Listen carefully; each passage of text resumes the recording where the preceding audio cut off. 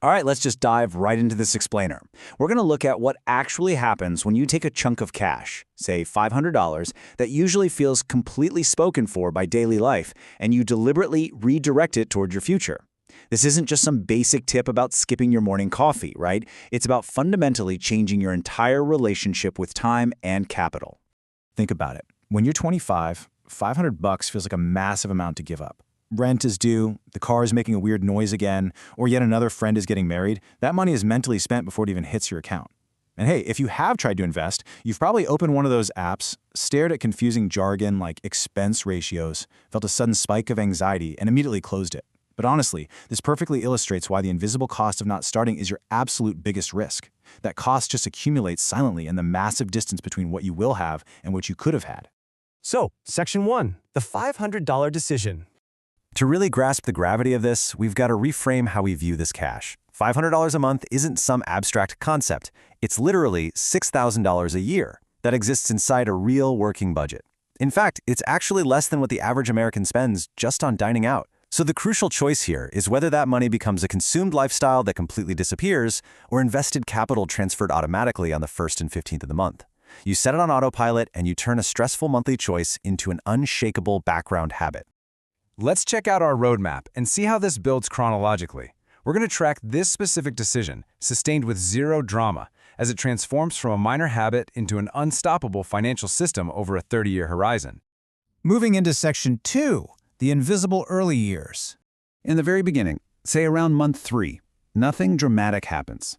The net result looks like, well, absolutely nothing. And by the end of year 1, your $1,600 balance feels tiny, almost insignificant.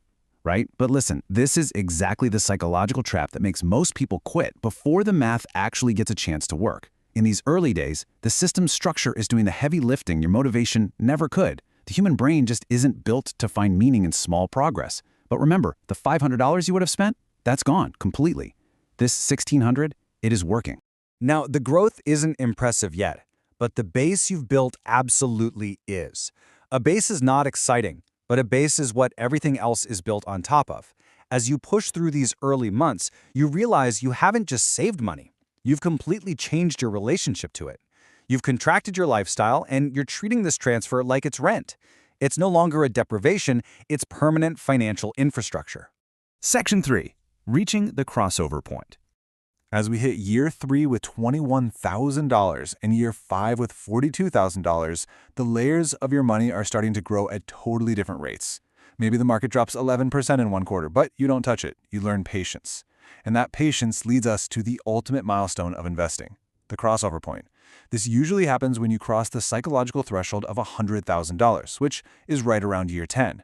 Below $100K, it feels like a standard savings vehicle. But above it, the system starts running completely independent of your daily decisions.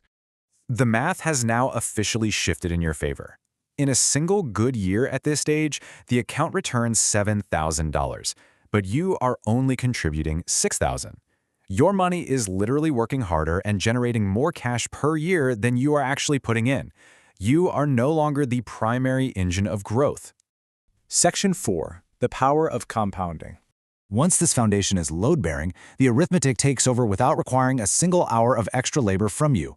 By year 15, sitting at a $200,000 balance, you've contributed $90,000 of your own money, but the market and compounding have kicked in an extra $110,000. The secret here? It's simply that you invested when the payoff was invisible and you didn't flinch when the market made things uncomfortable. Now, your money has more than doubled the returns alone. Fast forward to year 20, and the growth curve has bent upwards in a highly visible way. You've put in $120,000, but compounding has added a massive $192,000 to your net worth. The account is generating over $21,000 in average yearly returns. Meanwhile, you've become someone completely unbothered by financial panic. You're comfortably treating short-term market volatility as a feature of the system, definitely not a threat. All right, Section 5, 30 years later. Decades of quiet, honestly kind of boring discipline lead directly to this. The raises you got at work, those went to your lifestyle, but that initial $500 always went to the future. By age 55, this single, consistent decision, repeated without interruption, has turned you into a minority stakeholder in the explosive growth of your own account. Out of an incredible $567,000 balance, you only contributed $180,000. The market contributed a whopping $387,000. Just let this number sink in for a second. This isn't an advertisement. This is historical arithmetic. For every single dollar of the 180 grand you put in over 30 years, the market returned $2.15 right on top of it. And it's all from automating an unassigned $500 before it could be spent on, a mediocre weekend trip you wouldn't even remember. Section 6. Start before you are ready. The most empowering takeaway from all this data is understanding what is actually at stake when your next paycheck clears. The consistency is what does it, not perfect timing or picking the absolute best fund. When you look at your unassigned money, you really have to realize the absolute magnitude of your choice. Choosing to automate that money before the month gives you a reason to spend it is literally a life-altering act. Because of the sheer power of compounding, you aren't making a $500 decision today.